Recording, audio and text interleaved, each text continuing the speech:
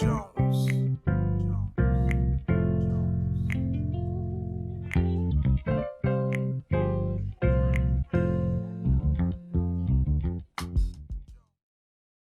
Bonjour à tous, c'est une joie pour moi de vous retrouver dans un nouvel épisode de Sa parole et moi. Ça fait plusieurs semaines maintenant que nous avons commencé une nouvelle série intitulée Les principes du royaume de Dieu. Comme je vous le dis, ces principes nous permettent de mieux comprendre comment fonctionne le royaume de Dieu afin de pouvoir bien s'épanouir dans le royaume de Dieu. La connaissance nous ouvre les yeux et nous permet d'aller beaucoup plus loin dans notre marche avec Dieu. J'aborde avec vous aujourd'hui une autre thématique. On étudie, rappelez-vous, tous ces sujets en lien avec les paraboles que Jésus prononce dans Matthieu chapitre 13. Il apporte plusieurs principes concernant le royaume de Dieu. Aujourd'hui, on va lire Matthieu chapitre 13 du verset 47 au verset 51. Il est écrit, le royaume des cieux ressemble encore à un filet jeté dans la mer et qui ramène des poissons de toutes sortes. Ce qui est, quand il est rempli plutôt, les pêcheurs le tirent sur le rivage et s'asseyent. Puis, ils mettent dans des paniers ce qui est bon et jettent ce qui est mauvais. Il en ira de même à la fin du monde. Les anges viendront séparer les méchants d'avec les justes et les jetteront dans la fournaise de feu où il y aura des pleurs et des grincements de dents. Jésus leur dit, avez-vous compris tout cela? Oui, Seigneur, répondirent-ils.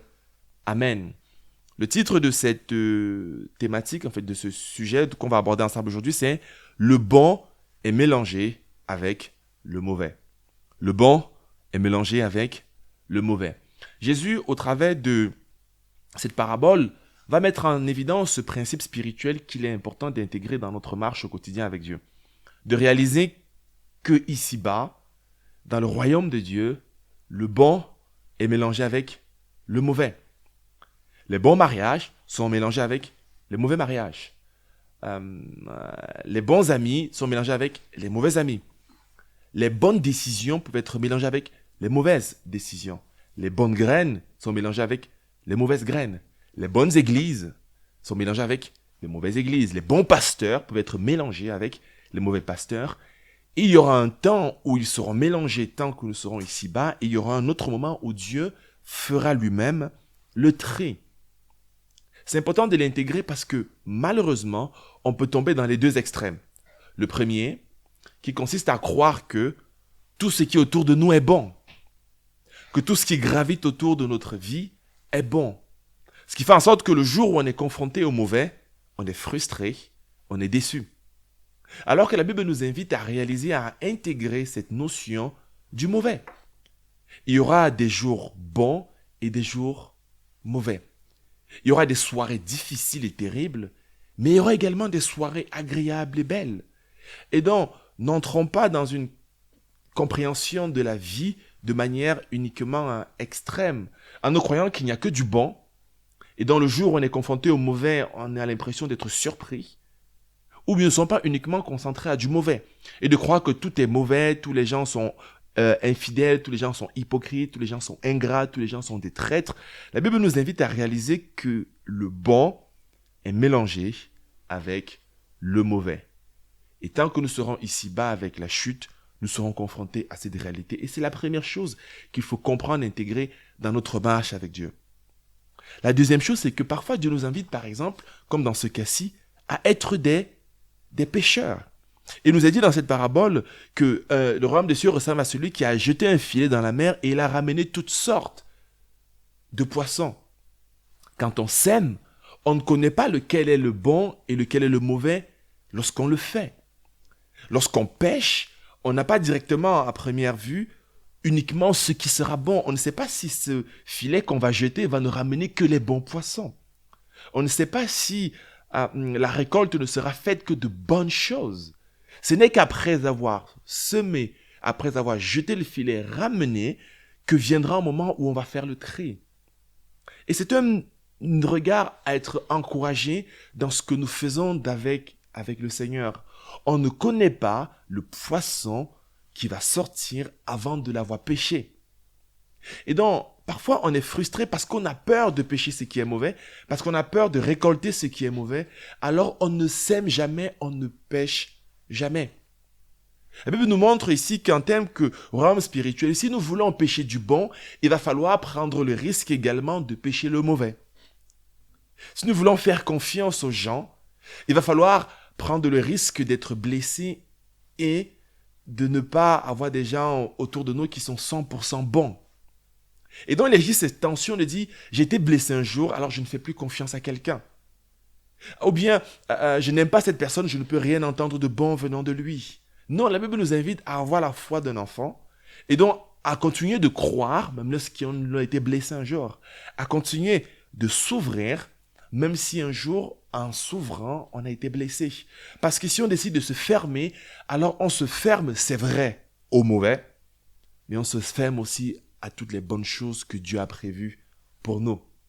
Et de la même manière, en faisant cette capsule, en apportant ce message, je sais que parmi vous qui écoutez, il y a du bon et du mauvais.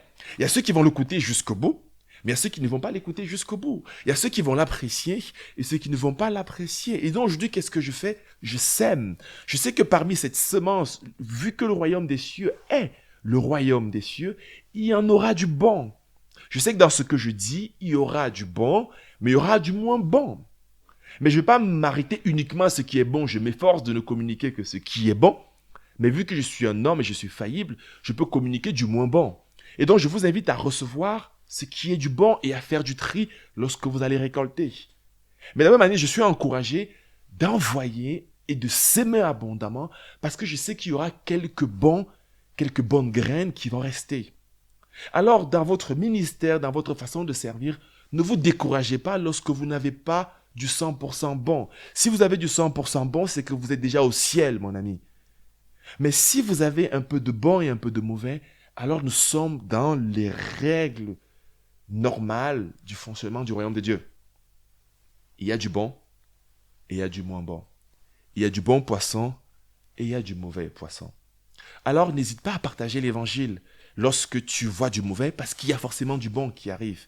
Auprès de tes enfants, ne sois pas découragé lorsque tu as l'impression qu'il y a beaucoup de mauvais qui remontent. Il y a aussi du bon qui vient. Viendra une saison où le bon sera mis en évidence et où le mauvais sera mis en évidence de manière beaucoup plus claire et précise. Et ça, c'est vraiment cet encouragement, la deuxième vérité que je voudrais partager avec vous. La troisième, c'est que c'est Dieu qui fera le tri. On moissonne, on pêche, on récolte, mais c'est Dieu qui fera le tri après. C'est Dieu qui jugera le bon et le mauvais.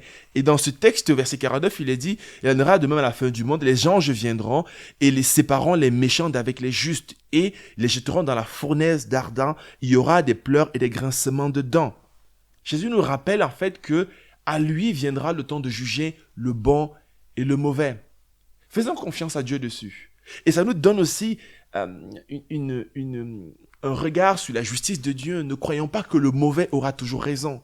Si vous faites preuve d'une injustice, si vous subissez des injustices, laissez Dieu prendra le moment donné pour pouvoir juger ce qui doit être jugé. Le mauvais sera jugé. Et ce sera un moment terrible, un moment douloureux, un moment difficile. Il y aura un temps pour juger le mauvais. Il y aura également un temps pour récompenser le juste.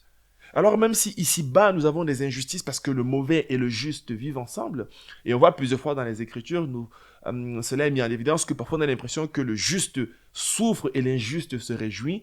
Soyez rassurés, soyons rassurés qu'un jour, Dieu lui-même fera justice. Un jour, il séparera le bon du mauvais.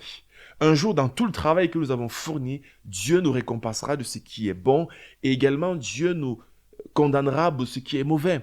Donc, vivons notre foi avec cette perspective de l'éternité, cette perspective de la bénédiction qui viendra de Dieu.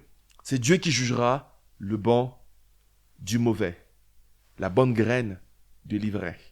Mais pour l'instant, acceptons qu'il y a le bon et le mauvais qui vivent avec nous.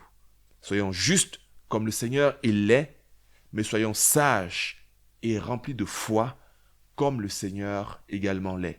Viendra un moment où il opérera la séparation et le jugement. Que le Seigneur vous bénisse. et surtout qui vous donne de vivre avec le bon et le mauvais, et surtout de produire abondamment de bon tant que nous serons ici-bas. À très bientôt pour un nouvel épisode de Sa parole et moi.